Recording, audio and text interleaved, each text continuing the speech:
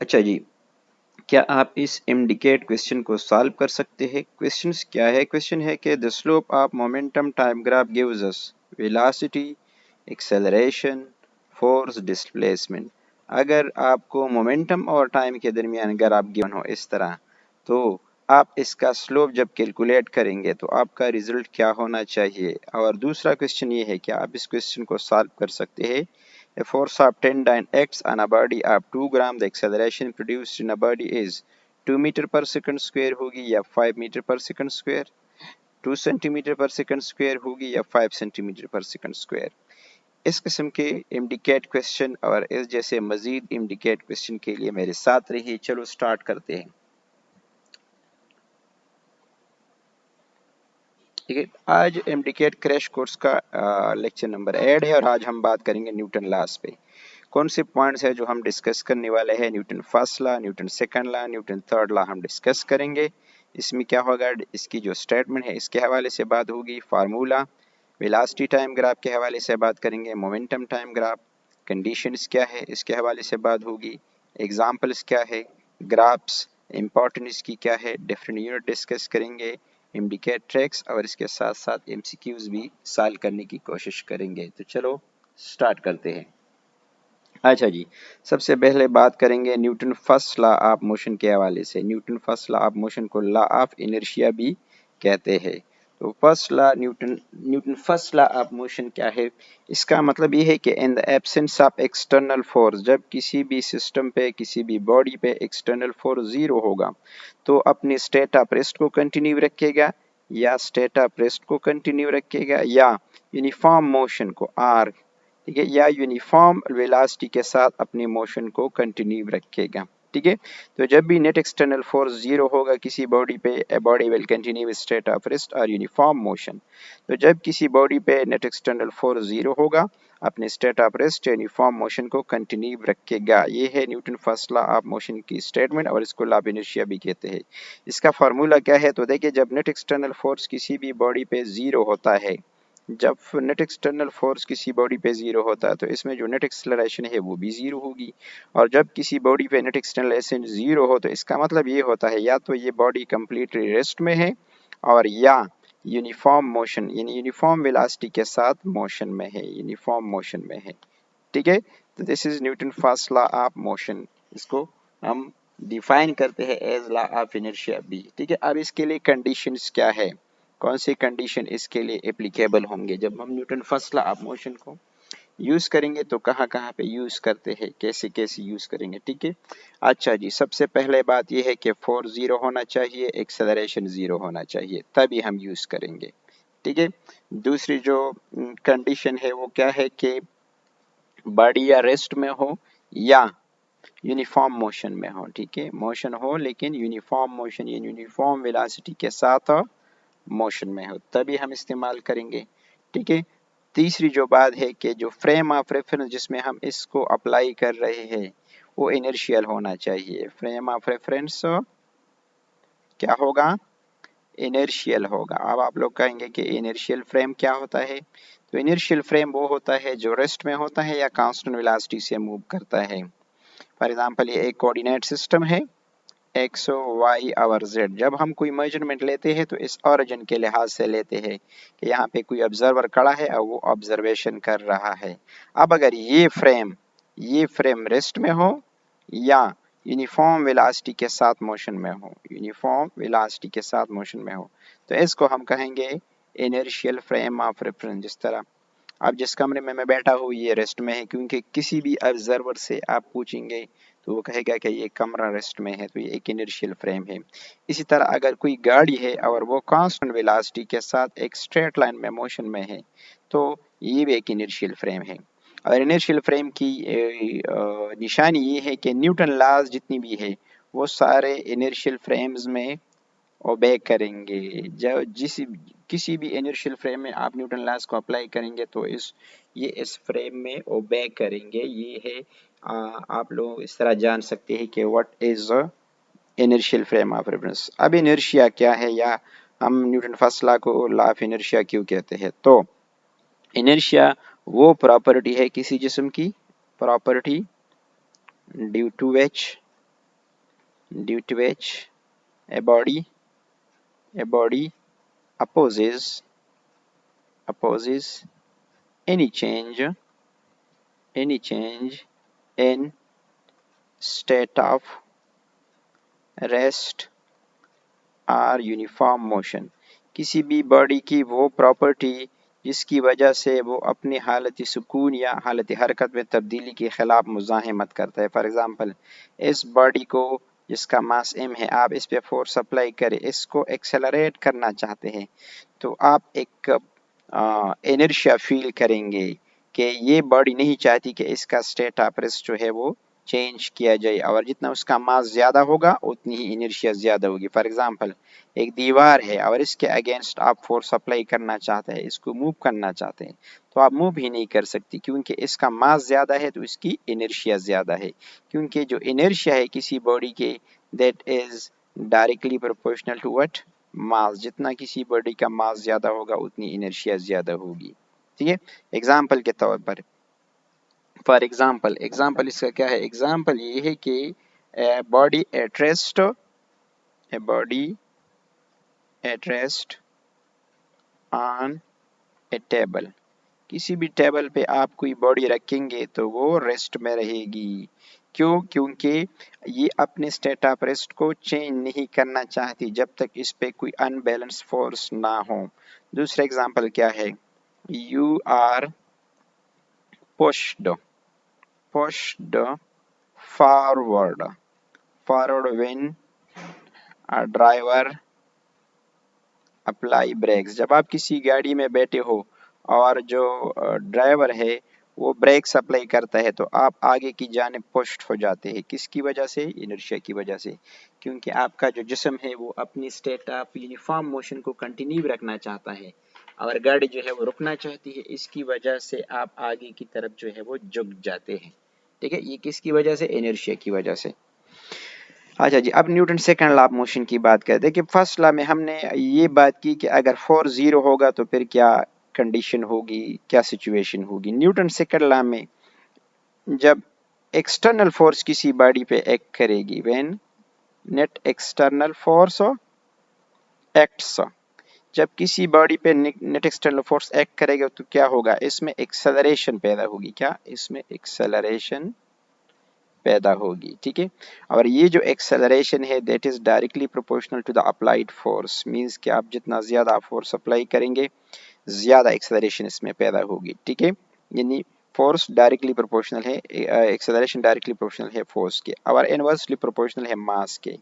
For example, आप एक जितना फोर्स अप्लाई करें दो अजसाम में, एक जिस्म है 1 kg और दूसरा है 5 kg, और दोनों पे आपने सेम फोर्स अप्लाई की है, तो किस में ज़्यादा एक्सेलरेशन पैदा होगी? 1 kg मास में ज़्यादा एक्सेलरेशन पैदा होगी, और 5 kg में जो एक्सेलरेशन होगी वो कम होगी, क्योंकि इसका मास ज़्यादा है और एक्सेलरेशन इनवर्सली प्रोपोर्शनल है किस चीज़ के? मास के। ठीक है, तो इसको हम इस तरह लिख सकते हैं, अगर दो फोर्सेस एक्ट कर रही हो F1 और F2 किसी बॉडी पे, तो हम लिख सकते हैं A1 divide by A2 is equal to F1 divide by F2। मतलब जो फोर्स ज़्यादा होगी इसकी एक्सेलरेशन ज़्यादा होगी, जो फोर्स कम होगी इसकी एक्सेलरेशन कम होगी। और मास के लिए मैं इस तरह लिख सकता हूँ, A1 divide by A2 is equal to M2 divide by M1। मतलब जिस जिस्म का मास कम होगा उसकी एक्सेलरेशन ज़्यादा होगी, और जिसका मास जो है वो ज़्यादा होगी इसकी एक्सेलरेशन कम होगी। और इसका यूनिट क्या है? न्यूटन। फोर्स का यूनिट क्या है? न्यूटन। न्यूटन को आप इस इक्वेशन से डिफाइन कर सकते हैं। Newton second law of motion को आप इस फॉर्म में लिख सकते हैं, F is equal to ma, या आप इस तरह भी लिख सकते हैं, rate of change of momentum, linear momentum is equal to net external force. ठीक है, तो दोनों तरीकों से आप लिख सकते हैं। इन दोनों इक्वेशन से आप न्यूटन जो है यूनिट डिराइव कर सकते हैं। अगर किसी जिस्म का मास 1 kg है और इसमें एक्सेलरेशन है 1 मीटर पर सेकंड स्क्वायर, तो इस पे जो अप्लाइड फोर्स होगा 1 न्यूटन के बराबर होगा। तो 1 न्यूटन बराबर है किलोग्राम मीटर पर सेकंड स्क्वायर, जबकि इसका CG, इस यूनिट जो है वो डाइन के बराबर है। क्या है? डाइन। तो डाइन जो है वो इस इक्वेशन से आप डिराइव कर सकते हैं कि फोर्स जो है 1 डाइन के बराबर होगा अगर कोई बॉडी है जिसका मास है 1 ग्राम और इसमें एक्सेलरेशन प्रोड्यूस हो गई है 1 सेंटीमीटर पर सेकंड स्क्वायर, तो इस पे जो अप्लाइड फोर्स होगा 1 डाइन के बराबर होगा। और फोर्स और न्यूटन और डाइन के दरमियान ये रिलेशन है कि 1 न्यूटन जो है वो बराबर है 10⁻⁻5 डाइन के बराबर है, या 1 डाइन जो है वो बराबर है 10⁻⁻ प्लस 5, और 1 डाइन बराबर है 10⁻⁻5 न्यूटन के बराबर है। तो ये रिलेशन है न्यूटन और डाइन के दरमियान, ठीक है। अच्छा जी, अब कौन सी कंडीशन होगी जिसमें हम न्यूटन जो सेकंड लॉ ऑफ मोशन है इसको अप्लाई कर सकते हैं, ठीक है। कंडीशन क्या होगी, तो नंबर 1 के बॉडी पे जो है नेट एक्सटर्नल फोर्स एक्ट करे, तो तब इसकी वजह से क्या पैदा होगी, एक्सेलरेशन पैदा होगी, ठीक है। फोर्स अप्लाई होगी, इसकी वजह से एक्सेलरेशन पैदा होगी। तीसरी, और जिस फ्रेम में हम अप्लाई कर रहे हैं इस लॉ को, तो ये इनर्शियल फ्रेम ऑफ रेफरेंस होगा। क्या होगा, इनर्शियल फ्रेम ऑफ रेफरेंस में हम इसको अप्लाई कर सकते हैं, ठीक है। और चौथी जो बात है वो क्या है कि मास जो है उसको कांस्टेंट होना चाहिए, मास जो है वो कांस्टेंट होगा, ठीक है। और नेट फोर्स अप्लाई करेंगे, नेट एक्सेलरेशन पैदा होगी, और इनर्शियल फ्रेम में हम इसको अप्लाई करेंगे, ठीक है। तो ये कंडीशन होगी। अच्छा जी, अब हम डिफरेंट ग्राफ्स जो है इसको स्टडी करते हैं। तो पहले हम वेलोसिटी टाइम ग्राफ को स्टडी कर रहे हैं। जब वेलोसिटी और टाइम के दरमियान हम ग्राफ ड्रा करेंगे तो इससे हमें क्या इन्फॉर्मेशन मिलती है, ठीक है। तो देखिए, जब हॉरिजॉन्टल एक्सिस पे हम टाइम, वर्टिकल एक्सिस पे वेलोसिटी ड्रा करेंगे और इसका स्लोप मालूम करेंगे, स्लोप ऑफ वीटी ग्राफ, तो इससे हमें क्या इन्फॉर्मेशन मिलती है पता आपको। स्लोप जो है किसी ग्राफ का वो बराबर होता है कि वर्टिकल एक्सिस पे कितना चेंज आया है और डिवाइड बाय एक्स एक्सिस पे कितना चेंज आया है। तो वर्टिकल एक्सिस पे वेलोसिटी है तो डेल्टा वी, हॉरिजॉन्टल एक्सिस पे टाइम है तो डेल्टा टी, और rate of change of velocity बराबर होती है एक्सेलरेशन की। मींस के जो वेलोसिटी टाइम ग्राफ है इसका जो स्लोप होता है उससे हमें क्या मिलता है, उससे हमें एक्सेलरेशन मिलता है, ठीक है। तो ग्राफ से भी आप किसी बॉडी की एक्सेलरेशन को इंटरप्रेट कर सकते हैं, ठीक है।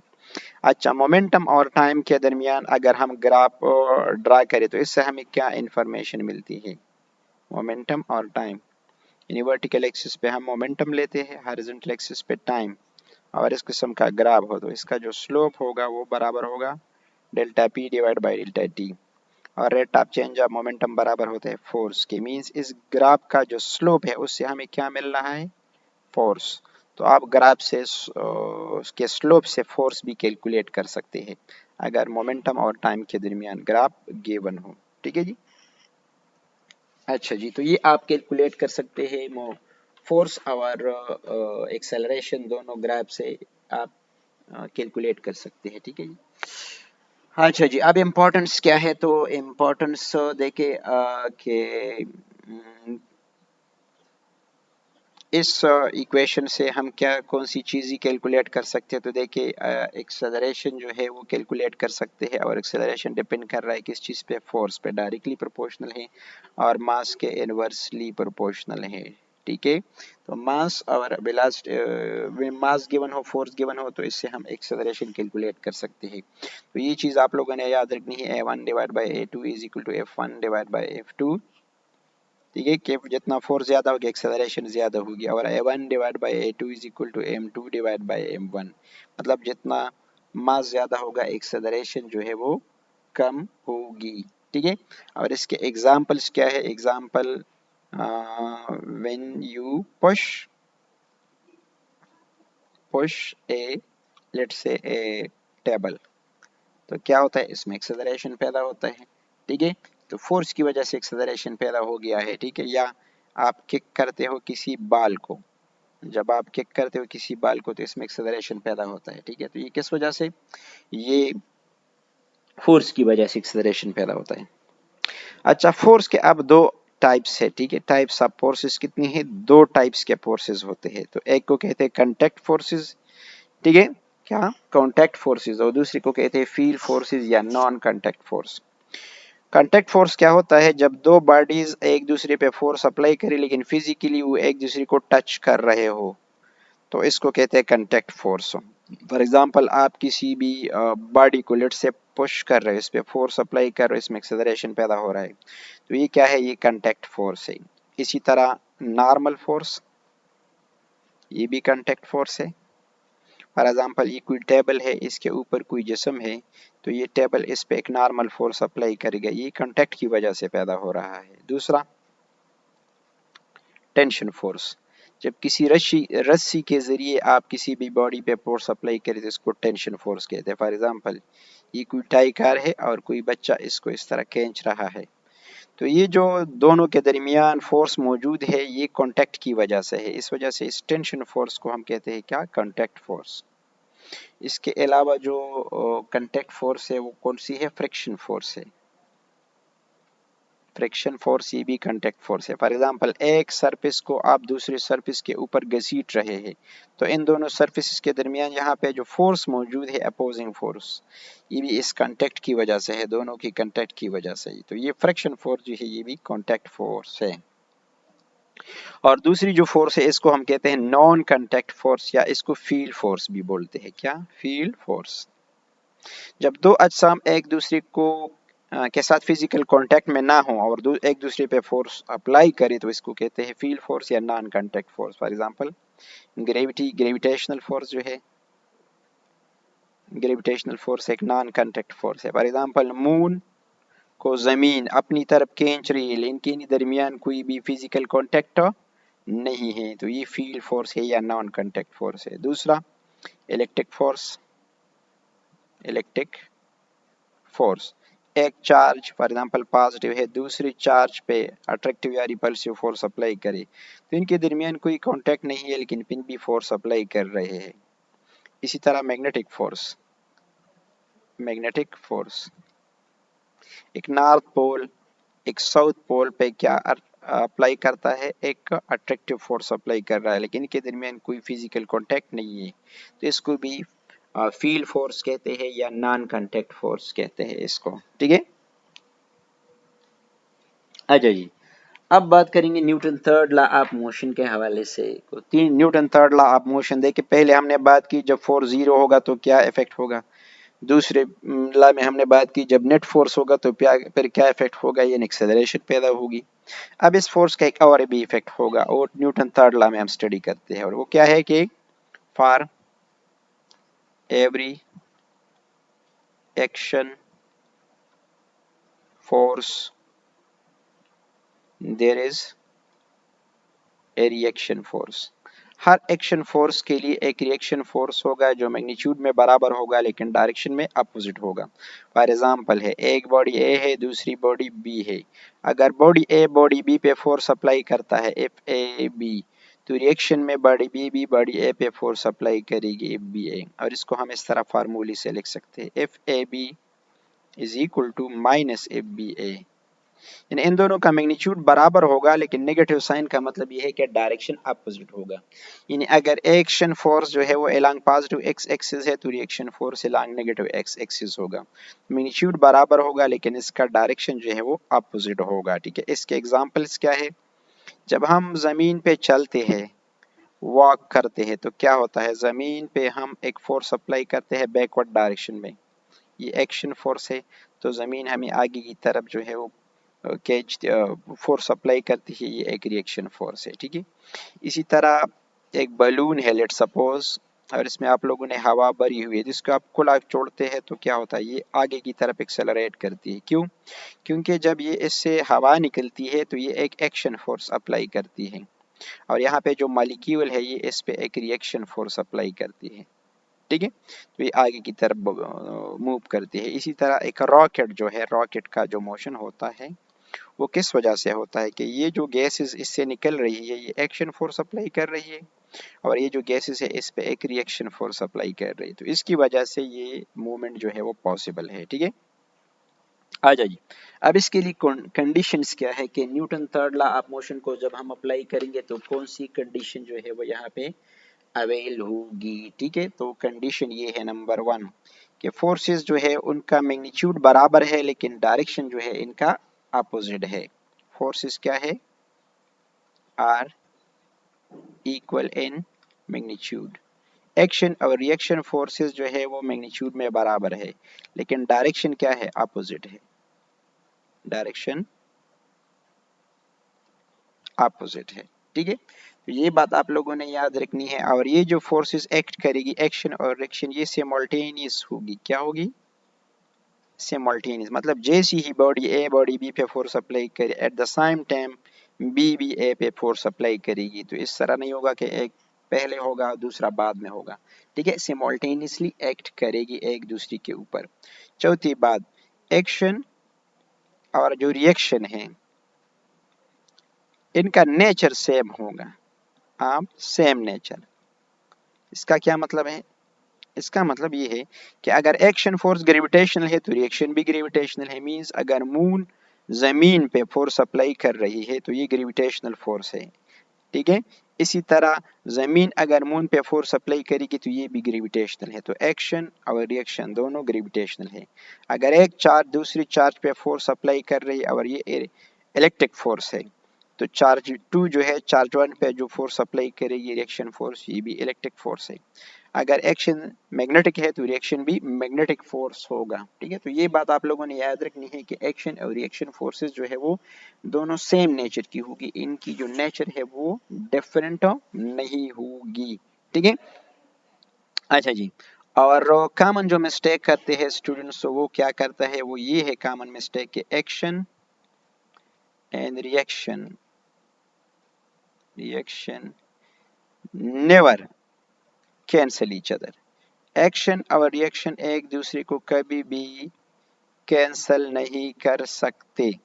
ठीक है, क्योंकि एक्शन एक बॉडी पे होता है, रिएक्शन दूसरी बॉडी पे होता है। दो फोर्सेस एक दूसरे को तभी कैंसिल करेगी जब दोनों सेम बॉडी पे एक्ट करेगी।